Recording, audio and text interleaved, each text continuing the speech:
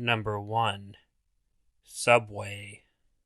I go to college on one side of the city, although I live on the complete other side, so I happen to use public transportation quite often. Mostly, I use the subway system. It's great because I'm able to get around easy, and I really have no desire to live in the area that my campus is in. I never really have problems on the subway, and despite the reputation that subway systems get, they really are generally safe. The only scary thing that has ever happened to me on the subway happened during my junior year of college. I had a really important paper that was due. After classes, I went to the library for some peace and quiet. Before I knew it, though, it was after midnight, and I had to head on home to get some sleep. It wasn't the first time that I ever rode the subway that late at night, so I really wasn't worried about anything happening. It was common for homeless people to ride the subways at night, often as a place to sleep more than anything else. There were a few obvious homeless guys, but they were laying down sleeping. While I was sitting on the train, a man stepped through the far door from the other car. He was walking towards the end of the car that I was sitting at.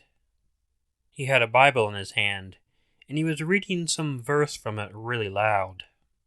I don't know enough about the Bible to know what he was talking about, but it was something about being born again. I didn't think much of it. It wasn't vastly unusual to see someone preaching in the subway. What was unusual was that when the guy stepped through the door to go into the next car, I turned around to make sure he was gone. He was standing at the window of the door, giving me the creepiest look I had ever seen in my life. And when I looked back, rather than avert his look, he just stood there and kept staring at me. I was the one to break eye contact with him and went back to reading my book. I didn't look back around, but somehow I could feel his eyes on me. When I finally got to my stop, I hurried out of the train. To my chagrin, he got out of the subway from a different car and began following me. I tried to just pretend that I didn't see him, and I hurried to get out of the station. Once we were out, he kept following me, turning on every street I turned on. I had never been that scared before in my entire life. Fortunately, I was able to get to my apartment building before he caught up with me. I opened the lobby door, hurried in, and tried to close the door behind me quickly. However, before it could latch, the man stuck his arm into it. I told the guy I knew he didn't live there, and if he didn't leave me alone, I would call the cops. In what seemed a sincere voice, the guy told me that all he wanted to do was make sure that I had been saved. I responded that I was an atheist, and I just wanted to be left alone. An atheist? He responded in a condescending voice. You know you'll be going to hell when you die, right? I told him I didn't believe in hell, and I wasn't scared of going somewhere that didn't exist. The man reached into his jacket and pulled out a blade. I'll bet you're scared right now, he said to me. I bet you're scared that I'm going to send you straight to hell. He struggled with the door, trying to get it open, or at least get the hand with the knife in it through the door. He wasn't able to get it open further, but I wasn't able to fend him off either. What the hell is going on? I heard from behind me. For a moment, I was startled, but one of my downstairs neighbors came out into the lobby. He must have heard the commotion. I've called the police, so if I was you, I'd get the hell out of here, he said to the guy. The homeless man stopped struggling, although he didn't immediately take his arm out of the door. After a moment, though, he thrust his blade back into his pocket and pulled his arm out of the door. He then ran off down the street. I thanked my neighbor, who revealed he hadn't actually called the cops. I didn't care, though. The bluff worked.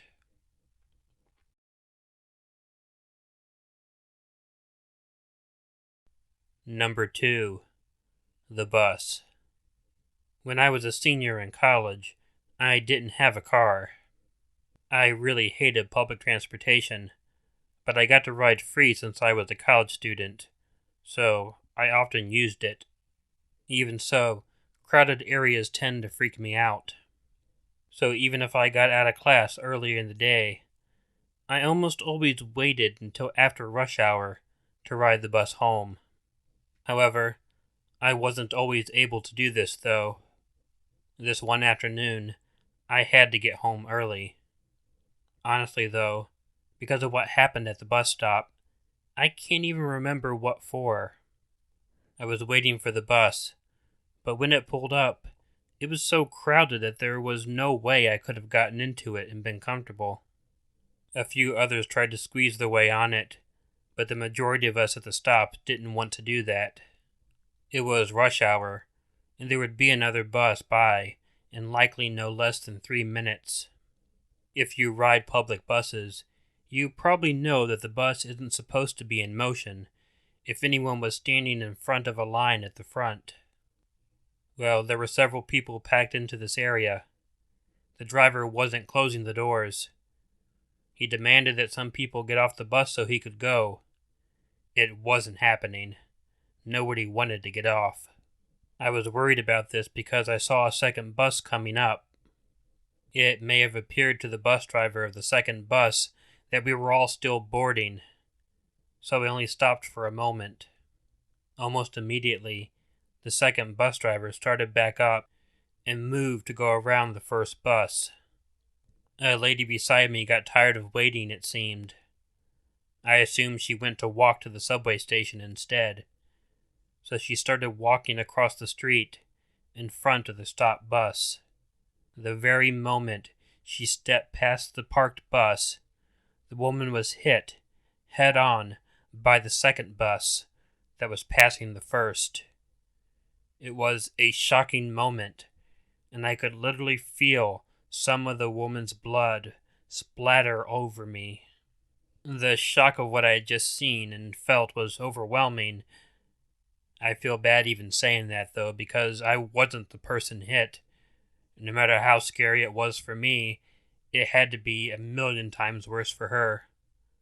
The hit knocked the woman forward, and I watched in what seemed like slow motion as she hit the ground and then rolled over and over on the asphalt. I can't even describe how horrible she looked after getting hit, and figure you probably don't want that description. I immediately ran over to her to check and see if she was still alive. Thankfully, she was. The bus driver stopped and got out. Pretty quickly, I was pushed behind a bunch of people who were tending to her. Fortunately for the woman, the bus was not going at full speed, so she did survive the hit. But damn. For the longest time, I felt her blood splattering on me nearly every time I saw a bus coming down the road.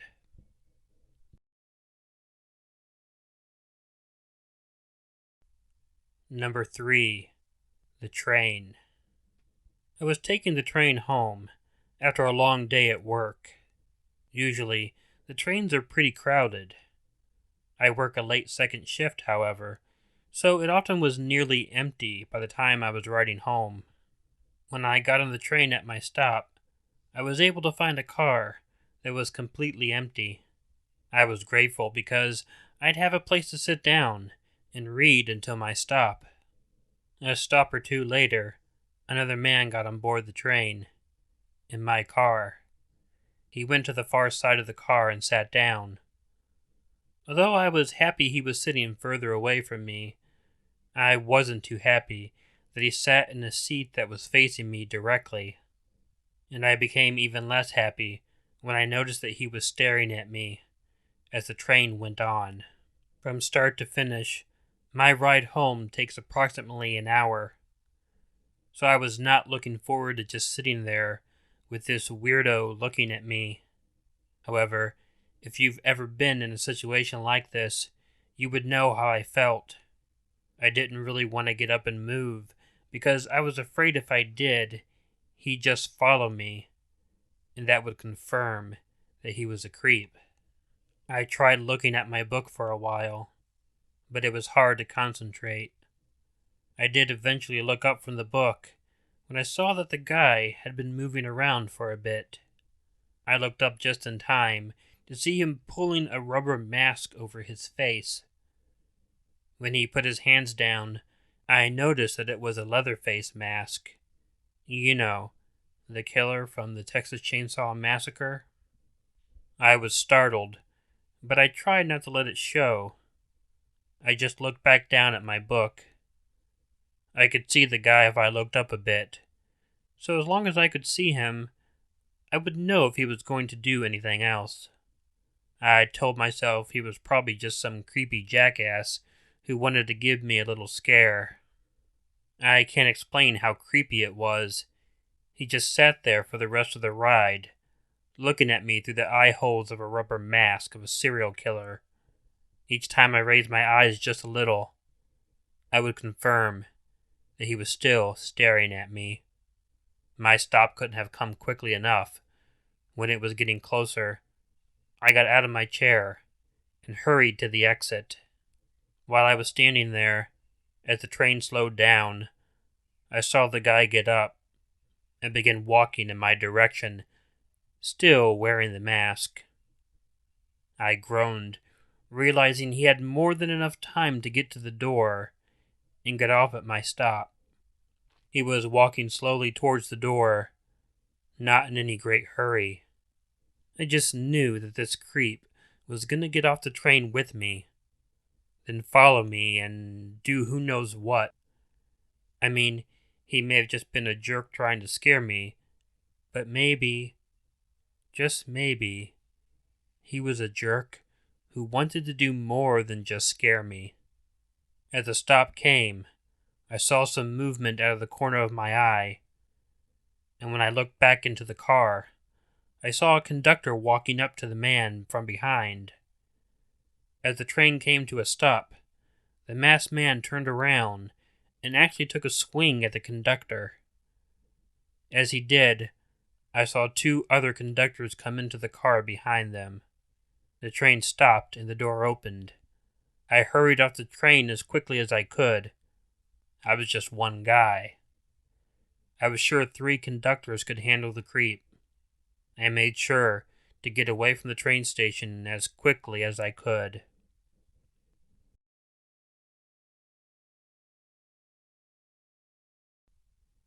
Hey all, Killer Orange Cat here. If you like this video, please let me know by hitting the like button. If you're not already subscribed to Killer Orange Cat, please hit the subscribe button below, or use the channel icon that will appear at the end of this video. Let me know what you thought of the video by leaving me a comment, and feel free to share it with someone you think might enjoy it, or with someone you think might not enjoy it but you want to scare them. You can also follow me on Facebook and Twitter if you have nothing better to do. So, the first Tuesday scheduled video comes out a little late at night, but since I haven't gone to bed yet, it's still Tuesday to me. Join me tomorrow night for my second Q&A video. And don't forget to make sure to check in your closet and check under your bed, because you never know where a killer orange cat might be hiding. Good night.